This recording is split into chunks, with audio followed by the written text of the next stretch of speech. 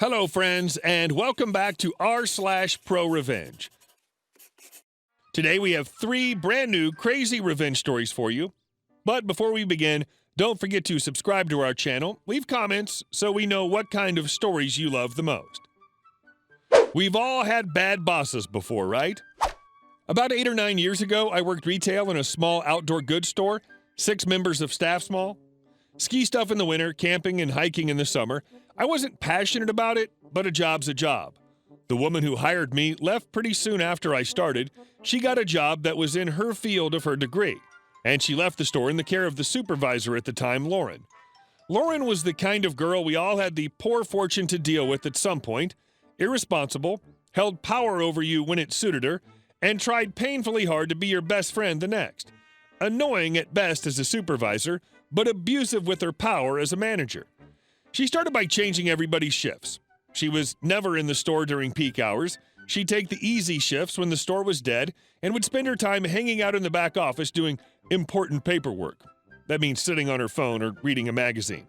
Then she'd start hiring her friends, as in when they wanted to work. The staff ended up turning into a conveyor belt of Hot Topic wannabe models. A few of them were okay, but I remember one of them working a night shift, covering a close for Lauren, and closing early, emptying the till, and never being seen again. Lauren later said she'd only known him a week before hiring him. The worst thing she did, though, was abuse the 3-month probation rule. Off the top of my head, they went through 8 different members of staff over the course of 5 months. That may not sound like a lot, but in a store of 6 employees, that's not a small amount. A member of staff would be hired and would be doing great, then all of a sudden, "I'm sorry, we don't need your services anymore," and they were gone. It's just not working out. Vanished. "I just don't think you're a right fit for this role." Disappeared. No notice, period, nothing, just gone. I found out during one of her please like me spells that the area manager hadn't actually promoted her to be a full manager yet. He wanted to make sure she was the best option for the role.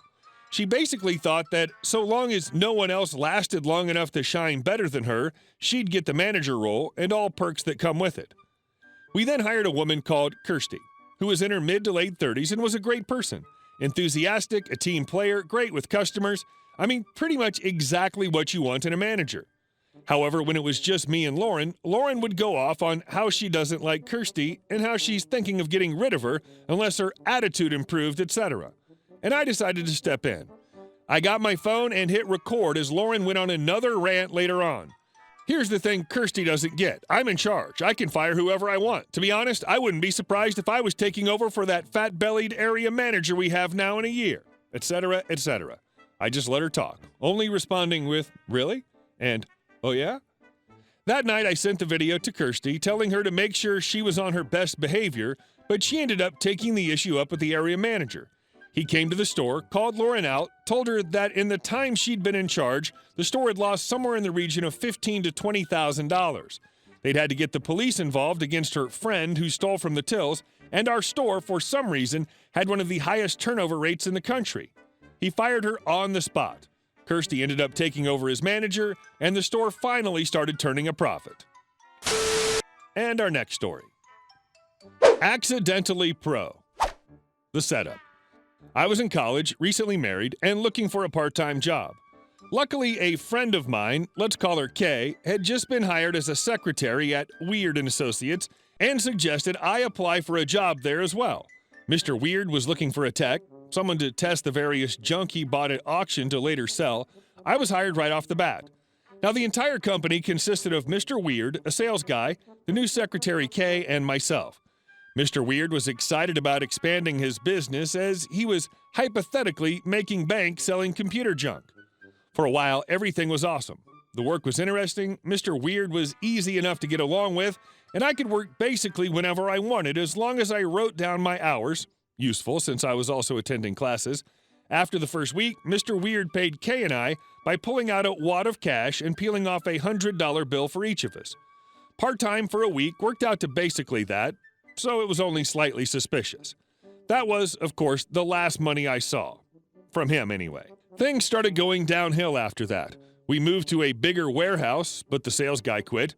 When she realized she wasn't going to be paid above board, Kay quit too, under the guise of needing more time to study. I'm stubborn, though, and not only needed the money, but didn't have a lot of other options for work.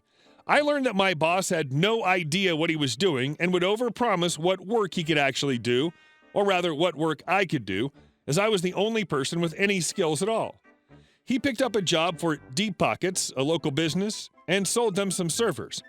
Unluckily, Deep Pockets decided to hold off paying Mr. Weird until the software he set up actually worked. Mr. Weird decided that if he wasn't being paid enough, then I didn't get paid at all, and gave me a speech about how his family was eating nothing but beans and rice, which sounded delicious, but was at odds with the fast food cup in his drink holder.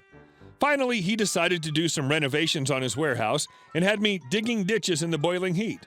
That was the last straw. I don't do construction when my job title is computer tech. The revenge. Taking Mr. Weird to court for the money he owed me would be a waste of time. My time card was nothing but an index card with hours worked written on it in pencil, and apart from that and a handshake, nothing tied me to Weird and Associates. It was only $600 or so. Besides, there was a better way. Over the course of a week, I cleared out all my personal items and put in for a week of vacation. Just before I headed out of town for the weekend, I got a call from Mr. Weird, who begged me to look in on Deep Pockets since I was basically their system admin. Biting back my comments, I agreed. I was headed there anyway, though he didn't know that. I'd asked the owner of Deep Pockets if he wouldn't mind cutting me a check for services rendered, as my boss hadn't actually paid me in a month or so. It was a win-win deal. Deep Pockets got to pay me directly at college student rates for the work, and I got paid more than I would have, which was enough to cover my unpaid hours. Now, that's as far as I had planned it, if it ended there. Mr. Weird was upset, but I was done working for him. I got paid, and Deep Pockets cut their losses and ditched him.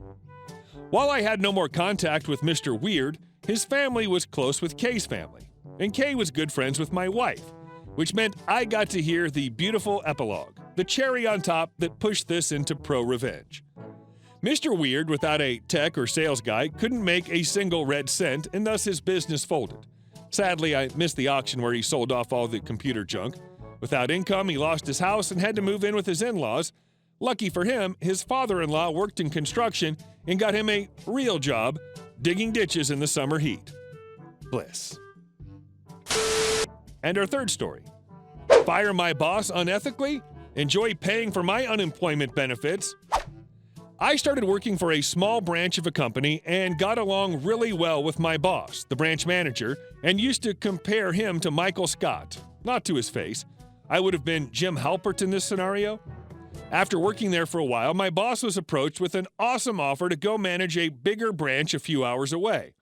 This was because the owner wanted to place his son as the branch manager of the small location and needed to vacate a position to do so.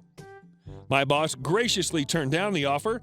The kids had just started at their new schools and he didn't want to uproot them again. He'd relocated to take his current position. This was not taken well by our corporate office, but they couldn't fire him for it, not directly. A few weeks later, I saw our office manager, a lady nobody in the office liked, in my boss's office filing paperwork, or so it seemed, which was odd but not alarming. The next week, my boss was going to be on vacation, and all the office staff had to attend a meeting for non-salaried employees at the corporate headquarters. While we were at the corporate thing, our office manager handed out new office keys to all of us, the 3 that were there. My boss was on vacation and salaried. I asked, "Why are we getting new keys?" And she said it was because someone lost theirs. None of us had lost their keys. We were all sitting together and could easily confirm this, so I texted my boss to ask him, and he had no clue what she was up to.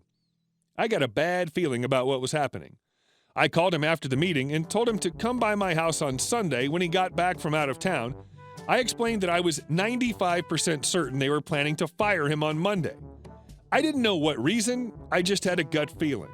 I said it was too bad because if he was fired, I wouldn't want to work there anymore, knowing that they would do shady stuff like that. He jokingly said that he should fire me first so I could go on unemployment. I laughed and told him that he should write me a termination notice, and then if he doesn't get fired on Monday, it would be just between us. But if he does get fired, I could take it to the unemployment office and have proof that I was fired for something that would make me eligible for benefits. So he did. And he was fired Monday for misfiling paperwork of some sort, and I definitely did not go back to work. They tried calling me in, and I told them that my boss had fired me already. I took the proof with me to the unemployment office and was good to go, until they, former employer, disputed my claim. I had a hearing on the phone with the unemployment office and my corporate HR person. HR, he wasn't fired. The paperwork he submitted with his claim isn't the right paperwork. It should have come from HR, not his manager. Unemployment. Why did the manager not do that then? Where is he? HR, he no longer works for the company. Unemployment. Why did he leave? HR, he was fired. Unemployment. Why was he fired? HR, mumbling, for doing paperwork incorrectly. Unemployment. Well, that's hardly the fault of the terminated employee. How is he to know that the paperwork is invalid, that it's coming from their supervisor? They told my HR that they could rehire me or not, but my claim was valid. They couldn't rehire me because they'd already filled the position, so I got to collect unemployment for a while before moving on to my next job. My former boss is doing well now, it seems, and I don't feel bad at all. For the record, it's very likely that they would have invented a way of firing me after they got rid of my boss. Had they done that, they would have made certain that my termination was such that I wouldn't be eligible for unemployment. I took that power away from them by getting fired preemptively. I'm also positive that when I saw the office manager in his office while he was away, she was arranging the setup for him to be fired. Hey guys, thank you all for watching the video to the end, and I'll see you in the next one.